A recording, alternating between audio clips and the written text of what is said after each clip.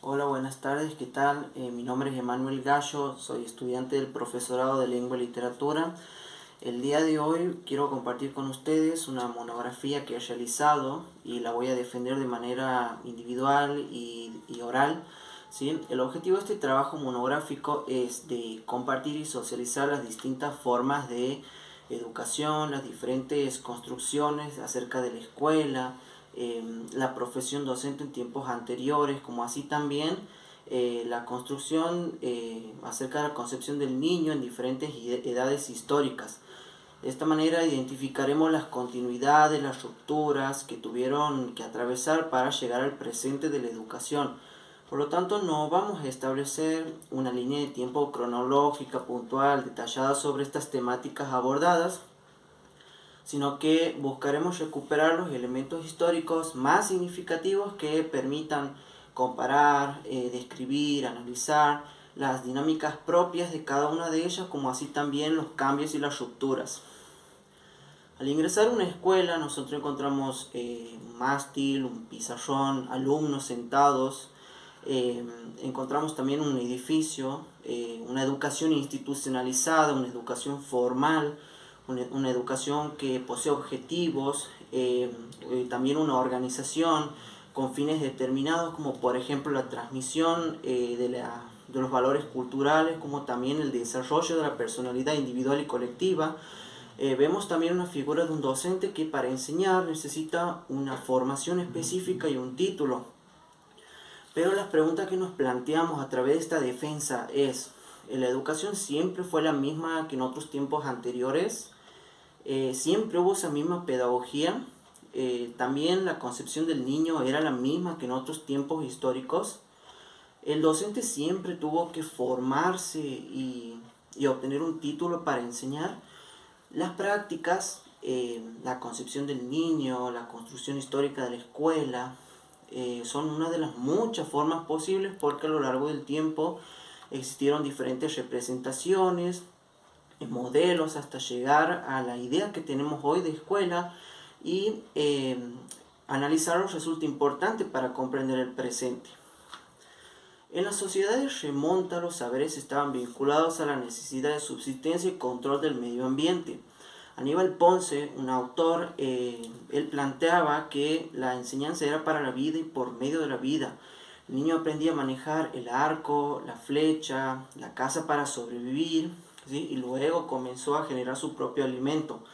Esta educación no estaba institucionalizada, no tenía objetivos, no era una educación formal, no era una educación sistemática, eh, era una educación que se aprendía a través de la observación y práctica con los adultos. Era una educación difusa, sin ningún tipo de organización ni objetivos. La educación en las alfombras también era otra modalidad educativa que fue llevada a cabo en los países árabes, en los países del Medio Oriente, en la cual consistían en aprender el hebreo. Los niños aprendían el hebreo sentados precisamente en alfombras, por eso su denominación.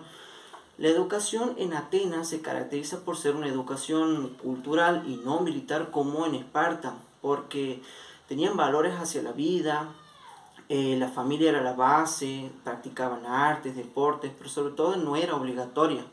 En cambio, la educación en Esparta se caracteriza por ser una educación militar, una educación rígida, estricta, porque los espartanos eran educados para la guerra. Fomentaban en ellos el odio, la crueldad, los ejercitaban físicamente. El objetivo sí era formar un buen soldado. Por lo tanto, también esta educación militar estaba en manos del Estado y comienza a haber objetivos en esta educación. La educación en Roma imperial se caracteriza por implementar un sistema de métodos de castigos corporales, lo cual era una costumbre en aquellos tiempos. El maestro sostenía su autoridad mediante golpes, por ejemplo, su método era la severidad. Sin embargo, no todos estaban de acuerdo con esta forma de enseñar, motivo por el cual se fue borrando con el correr de los años. La educación en los templos, en la casa del príncipe, también fue otra modalidad que se desempeñó o se desarrolló, quiero decir, en los siglos XX, en la cual consistía en recibir la educación dentro de los palacios, ¿sí? Porque era una educación institucionalizada, una educación privada, precisamente para aquellas personas que formaban parte de la clase alta. La educación en los templos también podemos decir que es una educación que poseía objetivos determinados, era una educación formal y una educación sistemática. Otra modalidad que también la podemos relacionar es la modalidad homeschooling, que significa escuela en casa. Es un término inglés y esta modalidad consiste precisamente en recibir educación en la casa. Aquellas personas que no pueden acceder o no pueden continuar sus estudios en escuelas comunes, deciden adoptar esta modalidad para seguir con su escolaridad educativa. Sin embargo, este tema acerca de la construcción de la escuela también lo podemos relacionar con el presente que hoy estamos viviendo a causa de la pandemia del coronavirus. Esta pandemia ha generado un impacto negativo en la sociedad, ha generado mortandades, ha generado ha puesto en delicadeza la salud pública, motivo por el cual nos obligó a mudarnos a un entorno educativo que al principio desconocíamos y de a poco vamos acostumbrándonos un entorno, una educación virtual, que si bien no está institucionalizada en un edificio determinado como en el Instituto IES, el Ángela Capovilla de Reto, pero los objetivos siguen siendo los mismos. Además, esta modalidad está establecida en los marcos legales de nuestra Ley de Educación Nacional 26.206, pero por motivos de fuerza mayor esto tuvo que ser obligatorio. Juan Amos Comenius fue un filósofo, pedagogo, nacido en la actual República Checa. Él sostenía que la educación era importante para el pleno desarrollo del hombre. Sin embargo, él propuso un cuerpo de conocimientos denominados didáctica magna, con el objetivo de organizar y sistematizar la educación. A través de esta documentación, él planteaba que la educación debía ser única, igual para todos, sin distinción de género, nivel social, que debía ser universal y que la institución educativa debía impartir el conjunto de saber a la población para la vida adulta, ¿sí? Juan Bautista de la Salle fue un sacerdote pedagogo que proponía un modelo educativo cuyos ejes eran el orden y el control. Mariano Narodowski planteaba que la táctica principal dentro de esta estrategia era la vigilación constante del cuerpo infantil por parte del profesor. Este modelo era aplicado a un grupo de alumnos quienes debían permanecer sentados, escuchando atentamente la clase del docente, del pedagogo, sin hacer ningún tipo de ruido, sin moverse. Por lo tanto, este sacerdote dejó atrás tradiciones educativas que hemos mencionado, como la educación en los pueblos, la educación individual, planteando que un docente puede enseñar a muchos niños al mismo tiempo. Otro modelo educativo que surgió en el siglo XVIII en Inglaterra fue el sistema lancasteriano, que consistía en trabajar con alumnos avanzados, quienes cumplían la función de ser mediadores entre el docente y el grupo clase. Cada uno de ellos se lo denominaba alumno monitor. El de Curión y las hiperaulas jesuitas también fue un sistema educativo que fue llevado a cabo por los jesuitas en la educación de la colonia. Se caracteriza por ser similar al sistema lancasteriano, pero a diferencia en que en lugar de ser un alumno eran muchos, porque las aulas jesuitas albergaban entre 100 a 500 alumnos. Por eso se llama hiperaula jesuita, porque eran muchos. Entonces, cada grupo con su alumno monitor se denominaban de curia. La escuela moderna nace en el siglo XVII en Europa con el surgimiento de la burguesía, de la revolución industrial, de la revolución agraria, de la revolución tecnológica, y se caracteriza por ser una educación sistemática, una educación formal, una educación que hay objetivos, ¿sí? Consideraban a la enseñanza como un arte, el profesor como un artesano, y se limitaban a enseñar de manera central y priorizaban la memorización del alumno. Esta escuela, esta institución, ha dejado bases y formas de enseñar que hoy conocemos en la actualidad y que están presentes en las aulas, priorizando lo que es la memorización, considerándola así de alguna manera como un aprendizaje. Memorizar es igual a aprender. La figura del docente es el dueño del saber. El alumno es una tabla rasa, una caja vacía que no tiene conocimiento y que el docente debe llenar de conocimientos en su cabeza. La enseñanza se limitaba a copiar y repetir, mientras el alumno más memorice, más educado ha de ser. Por lo tanto, este tema también lo podemos relacionar con un tema muy importante del eje 3, que se llama educación y poder, ¿sí?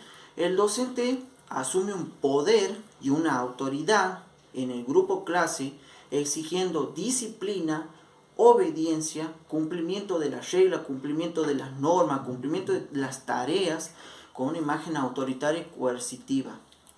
Michel Foucault, un crítico francés, criticó a este sistema educativo como máquina reproductora de poder al servicio de intereses de la clase dominante, en la cual sostenía que su organización permitía el aislamiento y la localización de los individuos. Incluso cuando ellos no eran vigilados, de alguna manera se sentían controlados los alumnos, ¿sí? Ivan Illich fue un pensador francés, un pensador austriaco, quien también criticó al sistema.